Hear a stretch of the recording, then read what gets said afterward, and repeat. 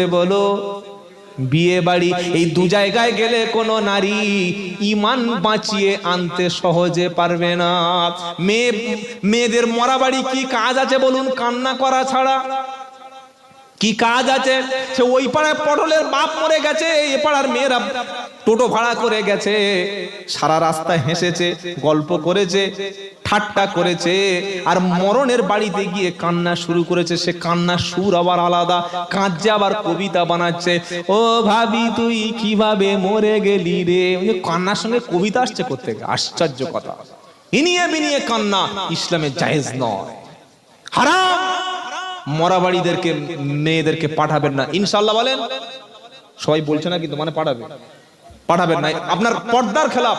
ভাই মারা গেছে, অফকোর্স অবশ্যই যাবে। মা মারা গেছে, বোন মারা গেছে, নিজের কলিজার টুকরা জন্মদাতা পিতা মারা গেছে, হাজার